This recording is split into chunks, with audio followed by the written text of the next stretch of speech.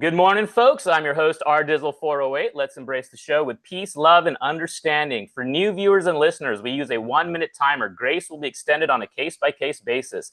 The following behavior in chat, on air, or on air will get you removed. Trolling, TDS, repetitive comments, not engaging meaningfully. You are in a house that is Trump-friendly.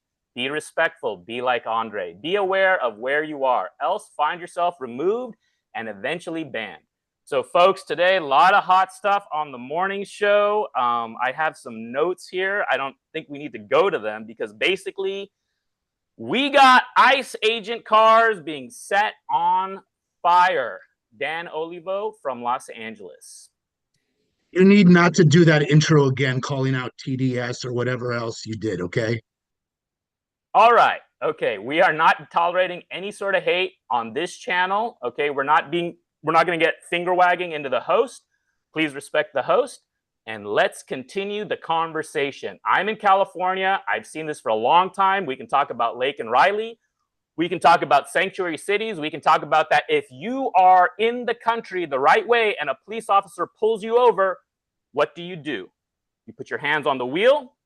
You turn off the radio, right? You wait for the officer and he asks you for your identification. You reach over to the glove box. You give them your driver's license and insurance. Unfortunately, so-called sanctuary city laws meant you didn't have to do that. You could just say no papers, no papeles. And here we are today. So I would like to get some opinions. I'm going to call from my friend from Malaysia, Shamsul. I think he has an interesting perspective, if you wouldn't mind sharing it, about immigration and what's going on in California. Wow. You're calling me out first. Yes, yes, I am. I think it is, to be honest with you, when I look at what's happening in California, it's ridiculous. Nothing like that will ever happen around here and will ever be tolerated. Because that is civil unrest. And when you have civil unrest, and if the cops can't cope with it, the army comes in and take you away. Period. That's what's going to happen in Malaysia. That's what's going to happen in Thailand. It's going to happen in Indonesia. Don't even think about it in Singapore. You know, that's why we don't have the homelessness or the mess that when I visited last in San Francisco in 2019. We don't have that. I was staying in Santa Monica. The situation was horrible. I can't believe it. I go to Santa Monica almost all the time, and it gets worse every year. I think something needs to change in terms of respecting peace and civility in Democrat-run cities. That's all I would say. I don't see that in Dallas. And Shamsul, maybe you could humor the viewers, especially the YouTube audience, to help understand, right? Like growing up, having visited India, there may be dirty parts of the third world or whatever, but there's still a basic law and order that folks don't understand, don't seem to grasp. And then when people come from the so-called third world and they come to America and they come to San Francisco, and they see what is this going on in America? People bent over, hunched over, you know, not just the illegal immigration situation, but then we get all into the homelessness. So it's quite bizarre. So do you see, so coming from Malaysia, you saw this in San Francisco, that it was... Yeah, I mean, we had it reminds me of our wide receiver that got shot right at, I think it was Union Square. The 49ers, who was an ex-Gator, you know, I mean, right in broad daylight. That doesn't happen. And when you talk about situation in cities, or not even in cities, you talk about countries like Malaysia or Thailand or Singapore. I think it's a lot of people will be very surprised if they were to come over here and see actually it's not as third world as they think it is. You know, I got friends that came down to over here, and I took them around They couldn't believe the highway system we have all over the country. Yep. So yeah. So I think just for we don't see that kind of rioting happen in anywhere. If that were even to start, they will get shut down very quickly. Not because of we are draconian, but it's just about having law and order. Thank you for that, Sham. Thank you for that unique perspective from halfway around the world. And to our gentleman from Southern California, Dan. Unmute, please.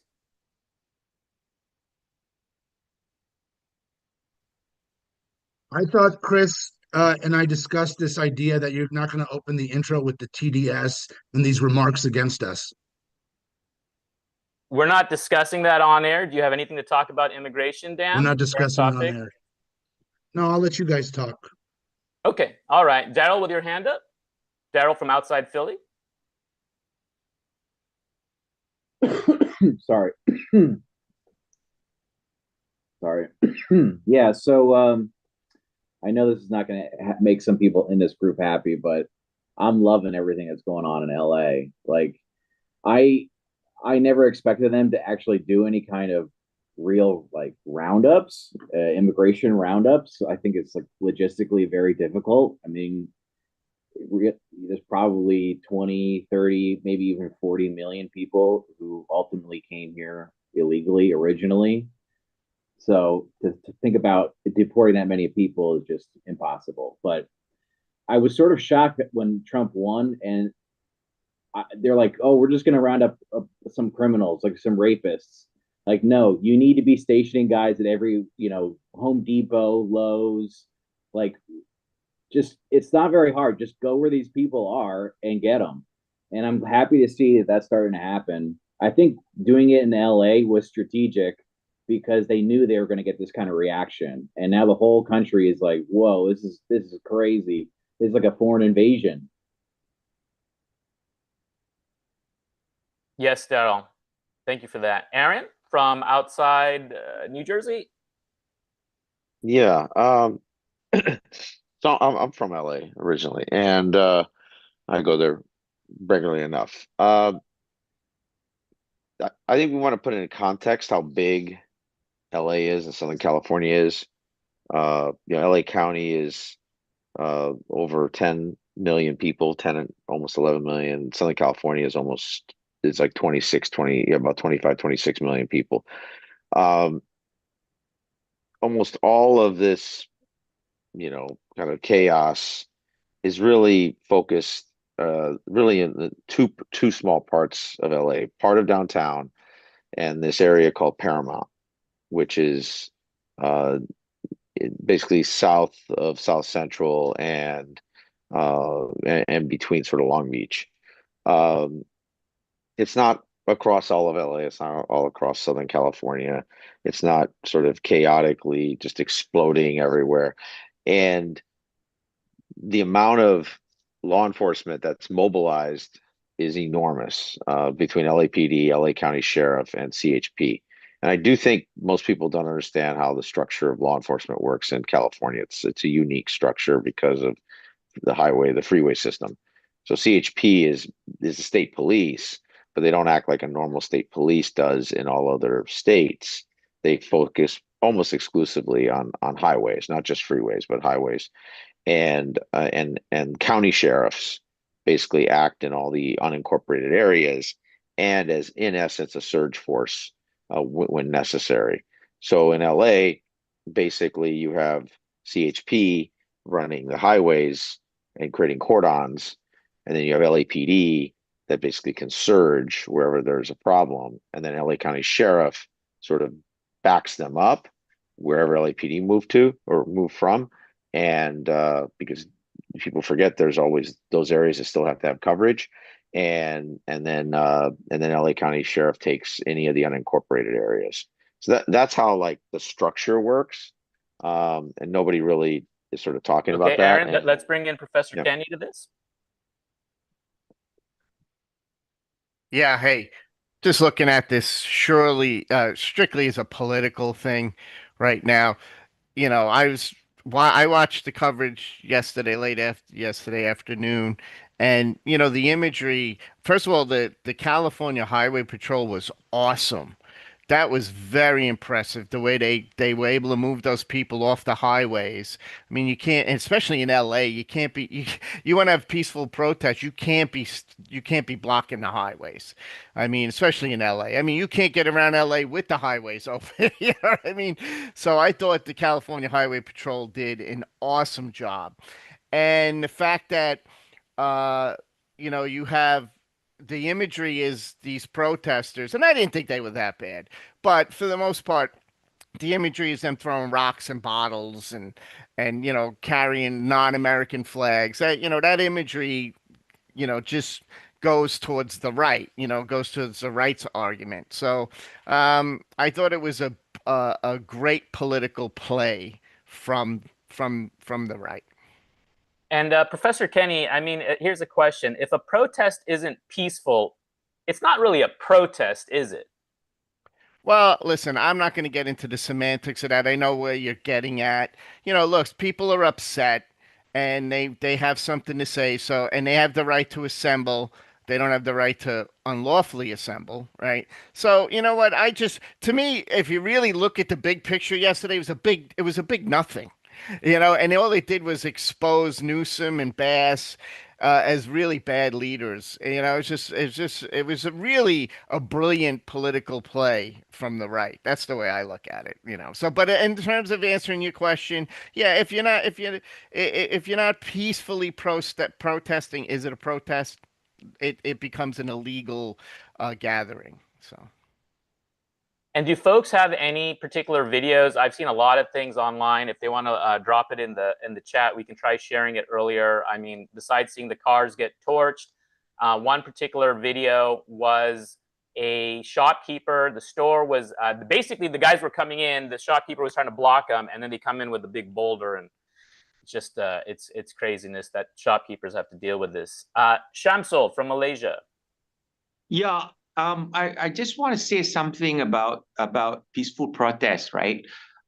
We've had massive peaceful protests in the capital, and that goes on some other number of cities against the government.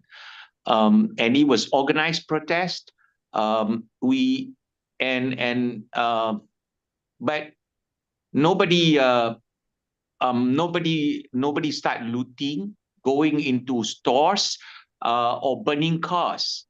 There's nothing of that nature happen, and we've had hundreds of thousands of people on the street, hundreds of thousands. I remember in 2018 or 2017, there was a number sequence. There's no such thing.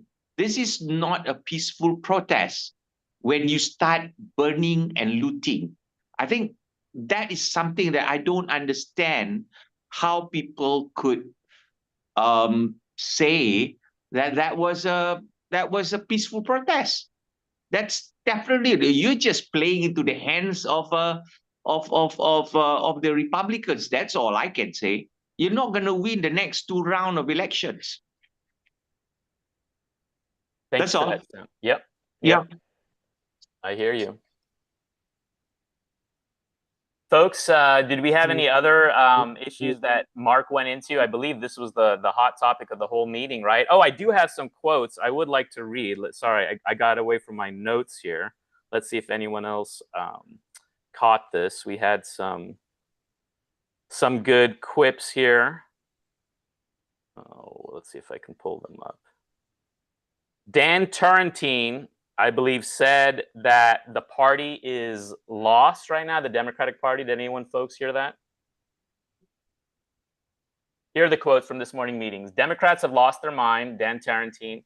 Democrats elected, Mark Halperin said a Democrat elected official was TikToking ICE agents returning to their location of work. Did anyone hear about that?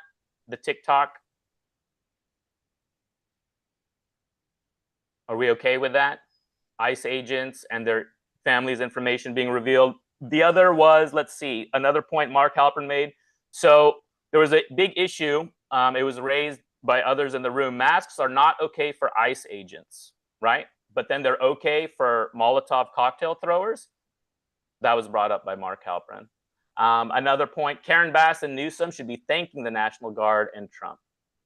I have a couple more. I'll leave it there. But I wanted to bring Daryl back in.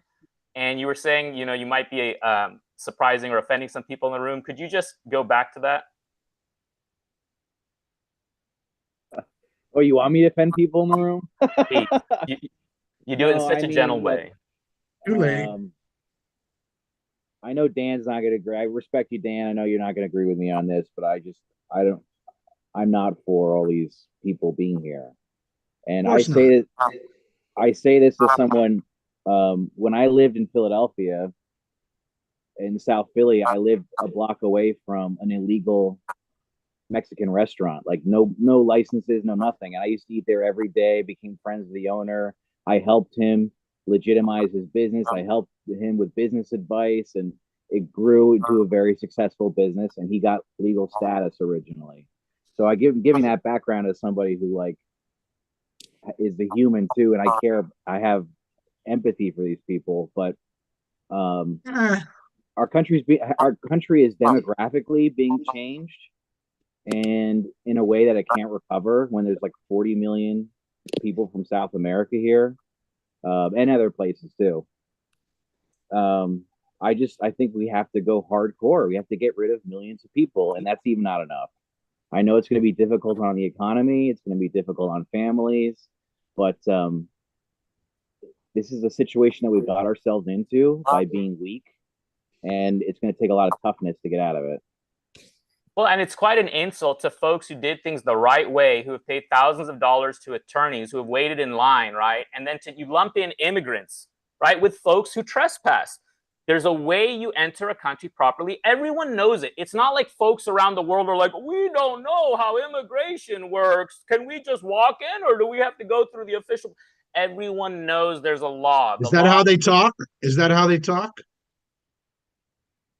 I mean, I agree with you. I agree with you, Raul, but I also think it's really our politicians are the ones to be blamed more than anybody else, more than even the people who came here illegally, because they allowed this shit to happen.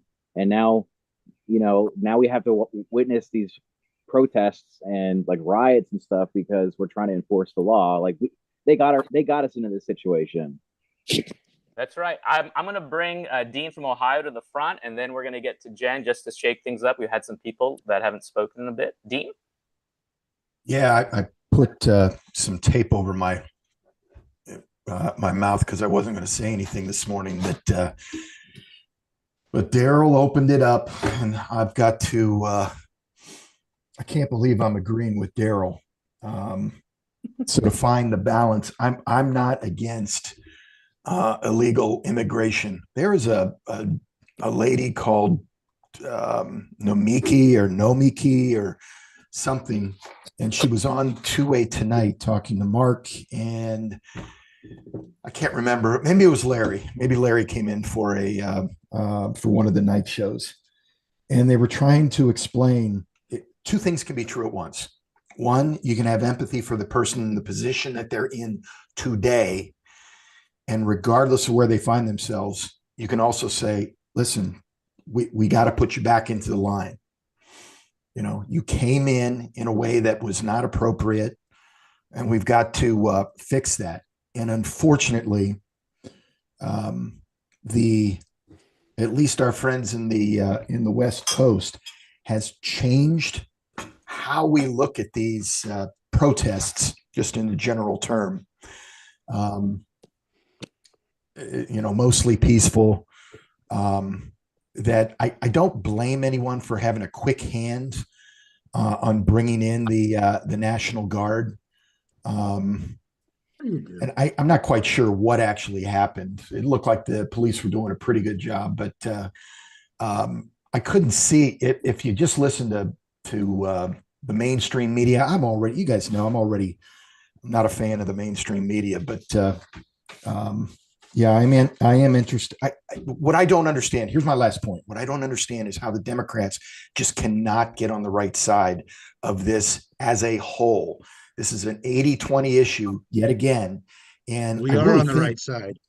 I really think at some point the progressives are going to have to start their own party, or there's going to have to be some strength from the common sense center of the Democratic Party if they're going to win any elections again. So there's a part of me from from my politics that say, guys, keep on doing this, and you're gonna the Lucy with the football thing. You keep on doing that, man. You're going to be fine. But it is interesting to watch, and yeah, hopefully it works itself out. Yeah, thank you for that, Dean. And yes, well, as long as progressives continue to enact regressive policies, right? To be progressive, it's got to be progress. It cannot be regress. And California has regressed. Jen from Oklahoma, then we'll get back to the queue. I think Democrats have lost credibility on several areas of their positions. One, they've been arguing that it's all about due process. Well, these things were happening legally. It was a legal process, so they've kind of lost their ground on that. Second, the whole thing with J6 was all about their violence against law enforcement. Well, they've lost ground on that because here they are assaulting law enforcement. They are very environmentally concerned, and yet here they are, lighting on fire electric vehicles, which are highly toxic and long burning. I mean, they've just destroyed the air in downtown LA. It'll be toxic. I believe they were calling those Waymos to the protests to destroy them. That's why they were all lined up like that. Yeah. So just that's a dystopian sci-fi film right there. And the whole idea of wearing masks and how evil and terrible it is, and yet so many of them were wearing masks. So clearly it's okay if they wear masks so they can't be identified, but not anyone else. So anyway, they've just lost a lot of ground. So be it, to their own peril. Thank you for that, Jen. Aaron? Yeah, I mean, I want to sort of maybe try to deal with what Daryl was saying earlier about the migration or what we think is unique in our history. Migration. We've always had massive waves of migration in our history, and we measure it as a percentage of the overall population. These waves tend to be about 25% over a 50, 60 year era. We've had basically 4 waves since the early pre-formation of the United States as a independent republic, and where we are today. And those waves are what made America fundamentally. And we can and we tend to shut down in between those waves pretty dramatically, absorb huge costs, both politically, economically, and from a security standpoint.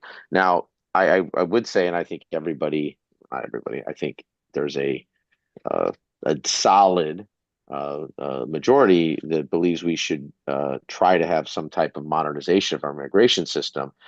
That's proven consistently, and it's not really discussed much, maybe because it just doesn't fit a lot of the politics here, that's consistently shut down by, let's say, the strongest anti-immigration political groupings within the Republican Party. And we've gone through this for almost 40 years since really the last time we modernized immigration under Reagan, a little bit under H.W. Bush.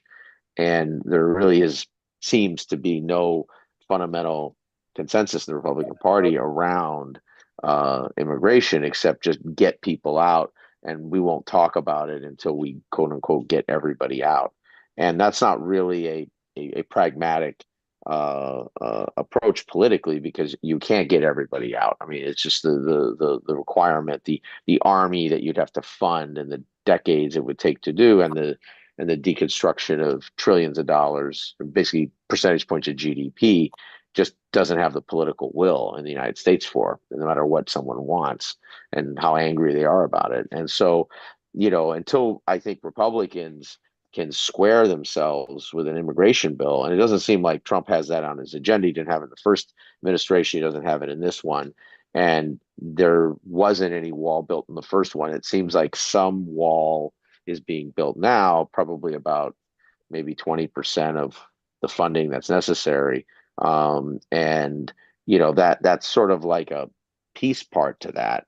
But in the end, if Republicans can't square themselves with how to get to some kind of compromise in immigration, then you're really not going to change what goes on in immigration. Is one day when Democrats are in charge, Okay. you'll just have a switch and we'll just swing over to the other side. It's very much like healthcare or education reform in the Democratic Party. Until that party chooses to prioritize that, you're really not going to get a major change. Okay, Professor Kenny? Yeah, I was actually going to talk about this also. So we obviously can't afford to deport everybody. It's just impossible, right? To come up with some kind of budget and hire the people, it's just an impossibility. So we have to come up with some kind of immigration reform bill that makes sense to all. And the problem is you got to figure out how are you going to handle the people already here. I wrote something in the chat today about, of those of you who are illegal that are in this country now. Let's say you start from today, you have 3 months to report and get a visa. You have 3 months to come in, get a visa, a work visa, and then that work visa is good for a year, and then it gets reevaluated. If you didn't commit any crimes, if you showed that you're a worker paying taxes, that would be great. But unfortunately, that's just not realistic. So yeah, I agree with Aaron. Unless there's some kind of, reform, and I don't know what that's going to entail. This is going to be a problem for a long time. Thank you for that, Professor Kenny. Chris from Georgia? Yeah, I mean, I see this simply on some levels. I think if you actually impede ICE, you're breaking the law. You should get arrested. If you attack law enforcement, you're breaking the law. You should get arrested. The question for me, among other questions, is did the scope and level of the non-peaceful part of the protest, because I'm pretty sure most of the people were being fairly peaceful, did the scope and level warrant the Trump reaction? I'm pretty darn sure it did not. And I find it, well, I'll just say I find it inconsistent logic to, for example, as Jen did, try to link the burning of one or two vehicles. I don't even know how many vehicles were burning, but try to link that to the Democrats' broad-based national views on environmental policy. But y'all can't link the hypocrisy of Trump having a trigger finger on what's happening in LA and him watching people trying to go and harm, physically chase down senators and congressmen on J6. So there's a deep vein of hypocrisy in this conversation. And I think y'all really know it if you're honest with yourselves. Hey, Chris, quick point of clarification, if you would. Would you go as far to say that the calling up of the National Guard assisted in increasing, ginning up the protesters in LA? I'm sure they know who did it. And the person who did it is extremely un-California. Okay. All right. These insinuations about you all know this and that, I just reject that, and we don't really like those insinuations in this room. Like we are all hidden xenophobes or something. It's nothing to do with that. Can I continue on that line? Please. I think the front I raised my hand when Aaron was talking about it. It really sounded like Aaron was Hey, was Raul, if talking. you want to discuss protocol issues, we can do it in the private show because I've been holding back some for you. And if you want to have a Trump-only forum, I'll gladly let you have one. You're about to test the. All right. Again, you guys, people go on shows and they think they can take a host on. I don't know who they think they're dealing with. That's not this show. Okay. Dean from Ohio, please. Yeah, I hope we can figure that out in the post show a little bit. Maybe a little bit additional grace might be in order. We're kicking people off the show now, Raul. Reclaiming my time here for a moment. I'll say that the A then B piece of this, the fact that, and I, Aaron, I'm not sure if you were going this far, that the Republicans, because they don't have an all-encompassing plan for how to deal with the people that are here and moving forward, doesn't or shouldn't dismiss the need to control the border. I maybe simply so. I had a mouse coming into my rec room, which is in my basement. I captured it and released it, capture and release, a couple of times. And he kept on finding the way down until I finally found the hole. Folks are still going to come until there's actually enforcement in place. And I am more in line with A first. We'll get to B at some future Can point. I hope. can I respond to that? Or when Yeah, you're please. done? Oh, yeah, absolutely. Go ahead. No, when you're done. When you're done. I Are can you be done? done. Oh, Yeah, yeah. okay. Now you Well, no, sound like look, my I mean, wife. Are you I've been finished? pro-wall Are you more done? than anyone you've ever met and have ever met since 1989. And I believe in the scariest wall a human has ever built. And I haven't changed that position and never will. So the fact is that everybody knows that that's how you can dramatically, permanently change the wall enforce or the border enforcement, and you can reduce the unsustainable amount of resources that attempting to have a border enforcement policy without a wall generates. And trying to tie up in pretzels defending that, well, then everyone should be on mainframe computers. Everyone should be on every legacy technology that ever exists that generates 100 times the sustainment costs.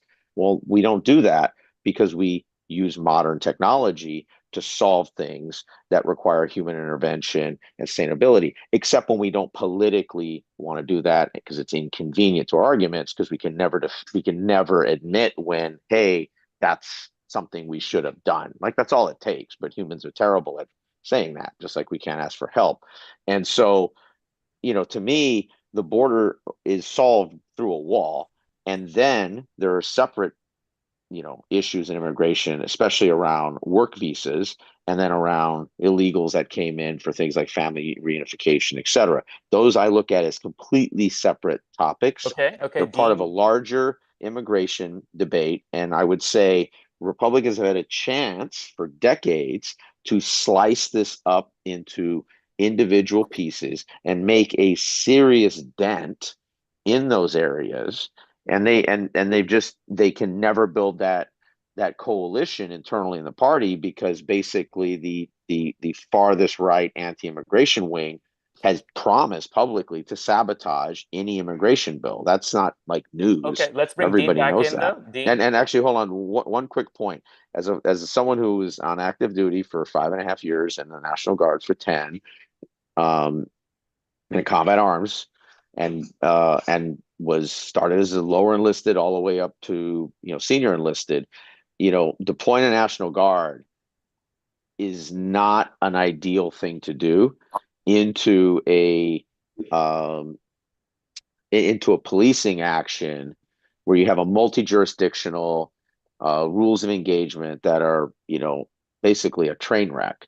The LA and almost all the large cities or regions in the United States have more than enough interjurisdictional surging capabilities, and they have already rules of engagement, and they also have protocols for cross jurisdictional call up. So we could sit here and say, like, this was smart sort of media politics by Trump, which it was. But in terms of actual effective policy, you don't want to be setting the precedent of using the National Guard as a policing force. You just don't, right? Because you I'm have too familiar many with lower one of them. enlisted people who Yeah. don't know what they're doing, and 11, 12, and 13 Bravo MOSs, and you don't need them, you know, in an urban environment, you know, mixed with multi-jurisdictional law enforcement with a scattering of rules of engagement. Yeah, Like, let me that's end a with train this. wreck.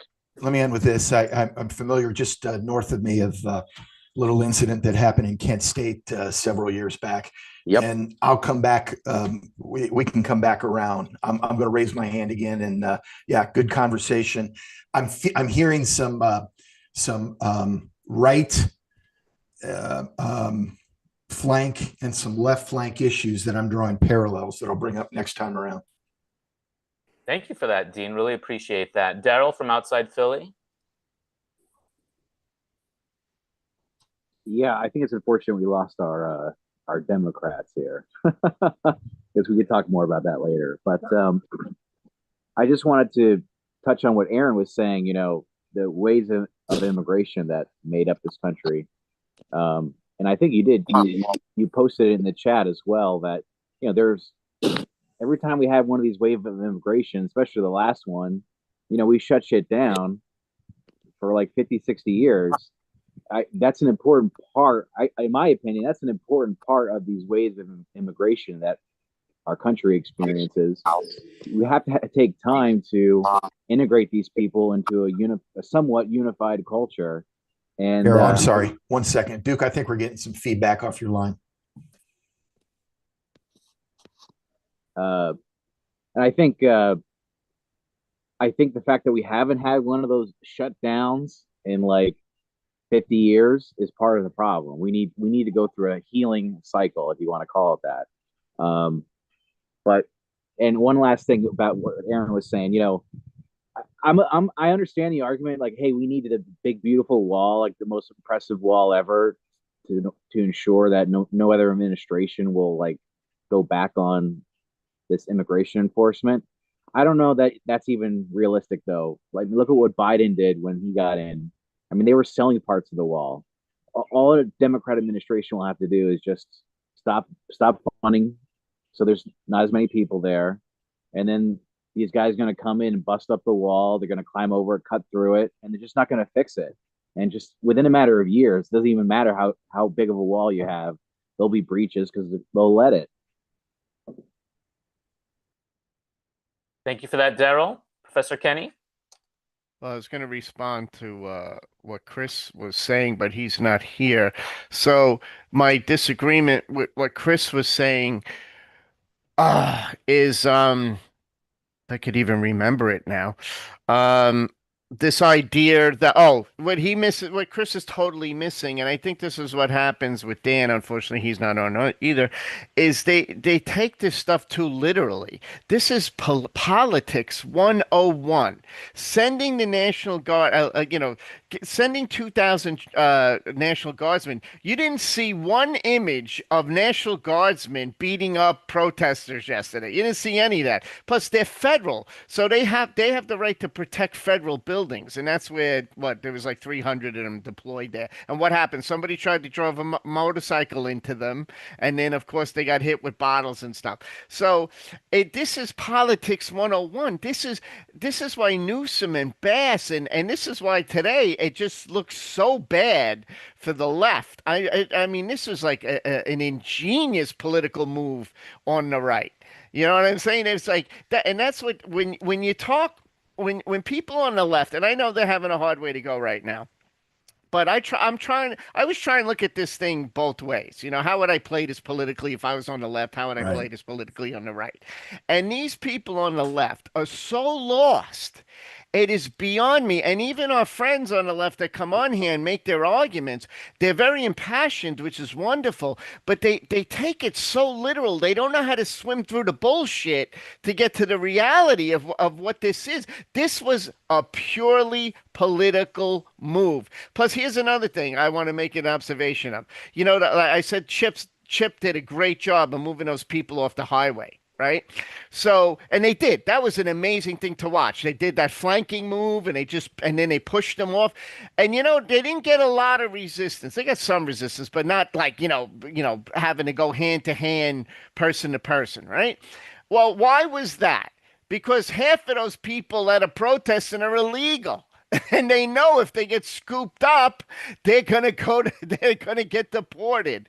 So it just plays all into the right's point of view.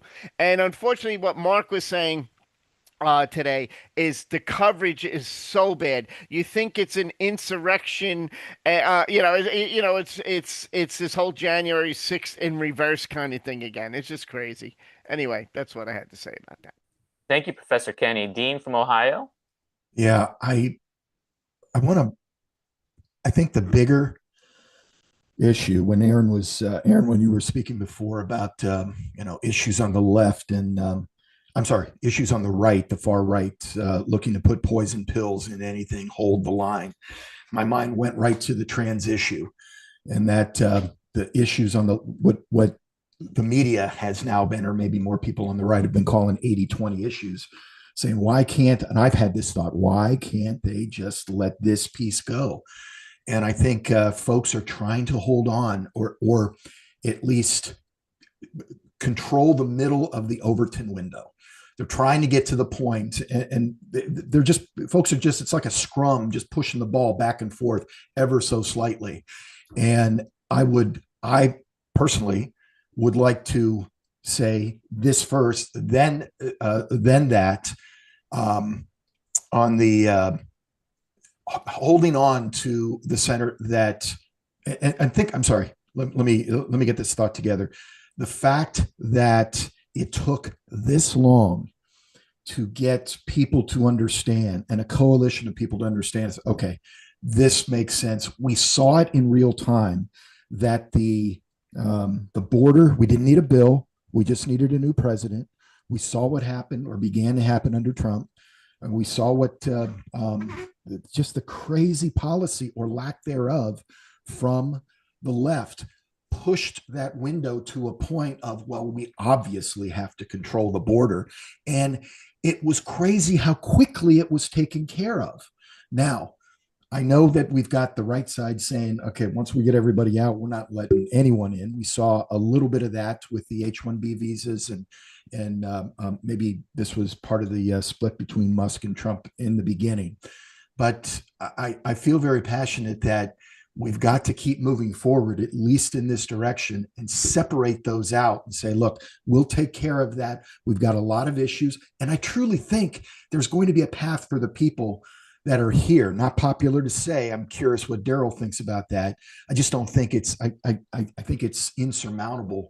Somebody said too big of an army you would need in order to take care of that. But I think what we're really fighting on is the Overton window, and it behooves us to control that and get to a position to where we close the border. And if LA's got to be made an example of in this case, I think they're overreacting, but hopefully it all ends well in the end. Thank you, Dean. Aaron, I love the red sweater or sweatshirt. I think I have one just like it. Yeah. So, look, Dean is a great point there. I mean, I think, when you have a hard activist, minority subpopulation inside a political party, the factional game theory is, fight and die. I mean, it truly becomes Darwinian.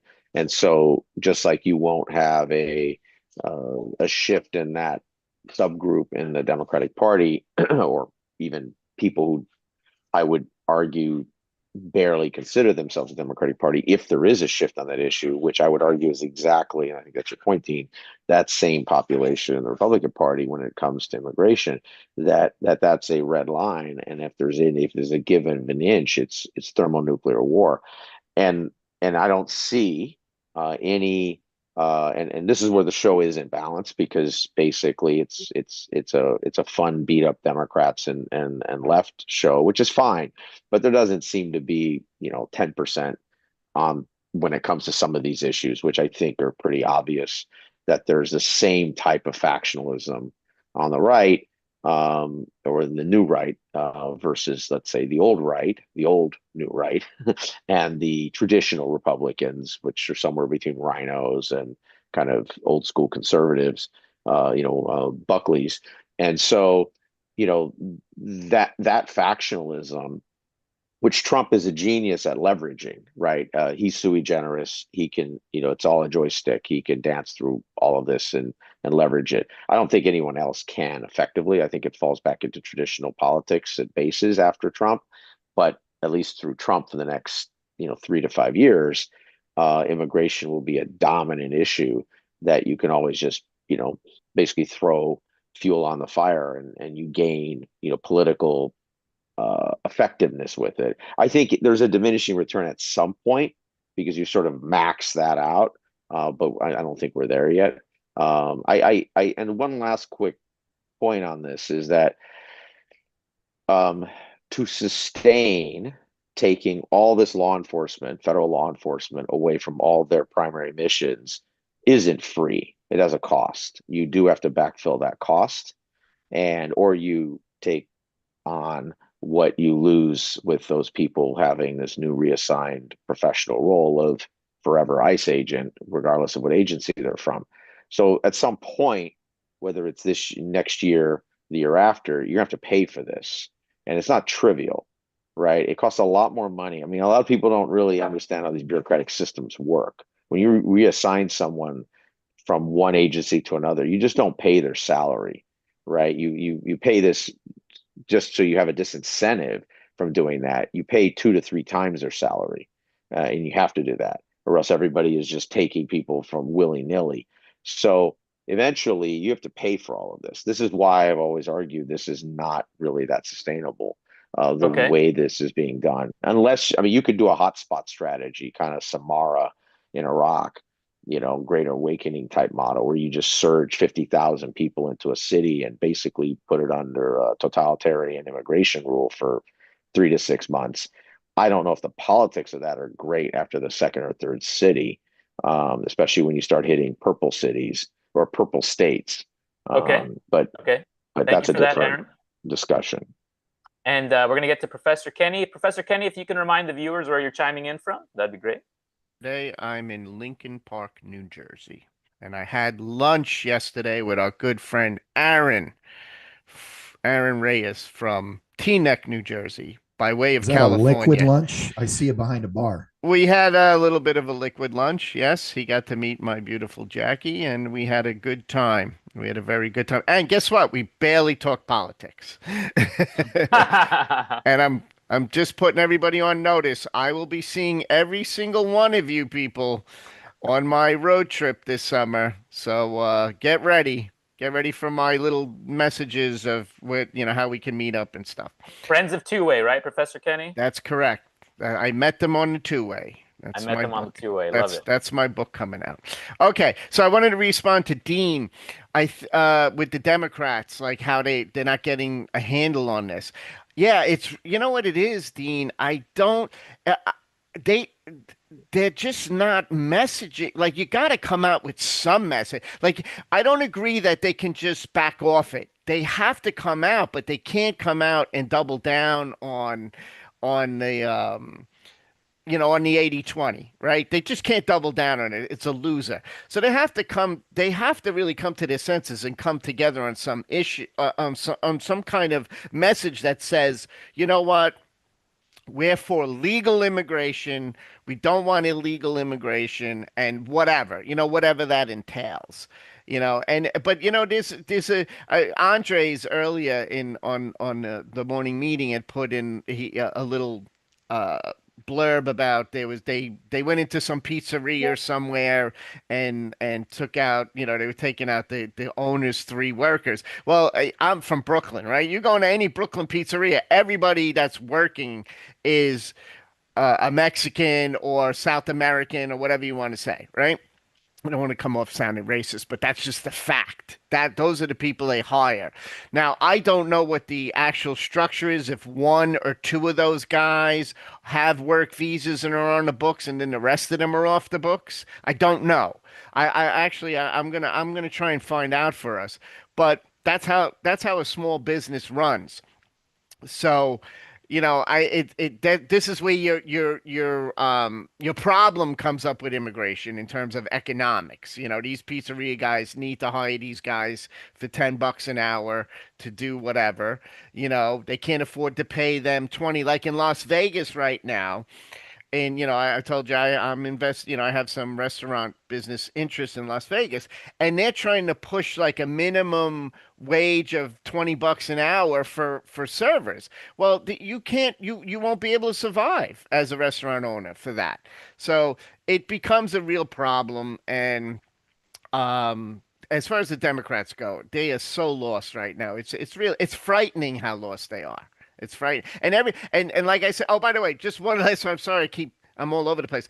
Why did this happen in California? Because California means nothing to the other 49 states in America. This is why this is political brilliance, because nobody gives a shit about California, unfortunately. And I think California is the most beautiful state in the country. I love California.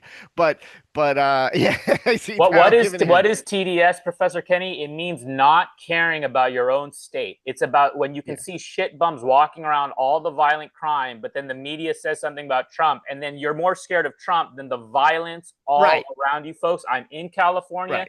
Y'all, not y'all here, but to the YouTube audience, to be in a state like this, and that's why I love you guys, because we can talk about these things. But if I go outside and start talking to my neighbors, oh my God, it's a big, Yeah, and then we did have a friend on here who's not on right now who always says, "Well, you take care of your own house. Don't worry about California."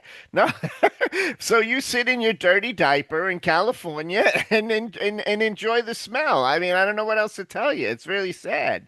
It's really sad. Anyway, we're gonna bring Daryl and Dean to close this out, and then Shamsul is actually gonna transition us. He has a question for Luke on China, but Daryl first. Yeah, Dean, you had mentioned me a while back when you were commenting. I do think we need some sort of legal pathway for some of these folks who've been here for decades. Okay, I think that's just logistically speaking, like that's the only way we're gonna figure it out. I feel like we kind of already have that, even though it's not expressly like a law. I mean, there's lots of these people who've been here and they end up getting legal status through some court process. Like I said, I knew a guy who did that. He had to pay a bunch of back taxes to do it, which I think was fair. But I'm not sure we can have a system in place yet until we make a meaningful change in the enforcement at the border. And also, we do need to get rid of some of these people that came in over the last 4 years. And if I was in charge, I wouldn't be prioritizing grandmas or anything.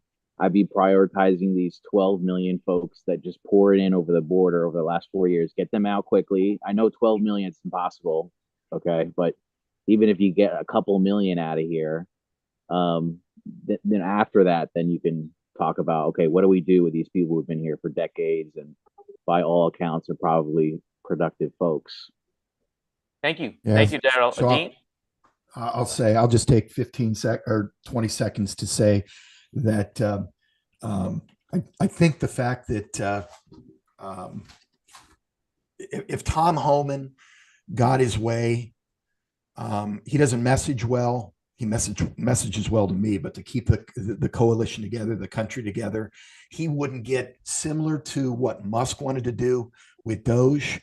I look at Tom Homan. If Tom Homan took the Elon Musk approach, and we saw him with a chainsaw, let's get these people out of here, we would lose the messaging war in order to do what needs to be done. And we can get more into that. Daryl, I'm closer to you than I care to admit. All right, thank you guys for that. And Shamsul from Malaysia has some questions for Luke from China. Yeah, hi. I've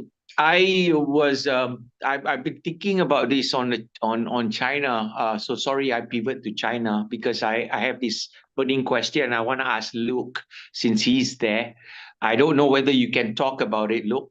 But I've been reading and watching quite a number of things on China that seem to indicate that there is a problem at the leadership level at the CCP. And that is partly holding up the discussions that they had with respect to tariff with America. That Xi's grip on power is not as strong as what it is, and there's been some purging of his faction within the CCP. Have you can you say anything about that? Do you know whether any of these rumors are true? Well, I have seen other people on Twitter also talking about this, but unfortunately, they're pretty anti China, so it's not making me get a really good understanding. But maybe later I can tell you a little bit more about what's going on. But for now, it's all speculation because I can't really find anybody or talk to anybody that seems to be saying what is being said on X about some issues within the CCP. So I apologize. I wish I could give you a firm answer. Oh, okay, fine. I'm just trying to patch together all this information. In fact, that for almost 2 weeks, Jinping did not appear on TV. And then what do you call the Belarus president was in town, and he only met the guy only I think a few days afterwards.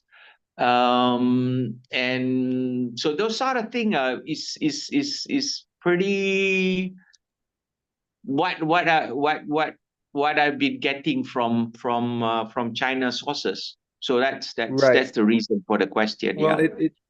it seems like she's been doing this for a while, which I find is strange, is that he's letting leaders kind of spend a day or two speaking with other people within the party before he speaks with him. So this isn't the first time he's done this. All right. Thanks, Luke. Dean had a comment on the China topic. Dean, please go ahead. Yeah, this is more about my eyes were open. I don't know if you guys watch Destin from Smarter Every Day, and he tried to develop manufacture a product that was strictly from the United States, and he found out more than everything, a smart part of this is the tool and die, making these tools and the tool and die process, which is a smart part, which killed me, which just blew my mind last night. I couldn't go to sleep when I saw this. He said that there was a point where we kept all the smart stuff inside the United States and did the low level stuff outside of the United States. Well, now we need that smart stuff. That is that kept me up longer than I should have. Thank you for that insight, Dean. Aaron from New Jersey / California. Yeah. So I put in the chat a good breakdown of where illegal immigration and migration states are. And, what we have to realize is that the Sun Belt is transforming American demographics, right? We never really discussed that. And most people don't even sort of think in those terms of what the Sun Belt even is or what our regions really are. And I always encourage people I'll put some links in. It's all Wikipedia stuff. It's easy, but just start to really maybe do a little bit of fun research on mega regions, which is sort of a concept of in geography and demography. And we have these big super regions or super mega regions in the United States, and Sun Belt is one of them. And basically, the Sun Belt used to be about a quarter of our population, and it's going to, over the next 30 years, become almost 60% of our population. So it's a transformation of the United States. And with that comes, well, that's where a huge amount of illegal immigrants go, because that's where the work is, because that's why that transformation is happening. And so I think one of the challenges is a lot of those states are actually red states.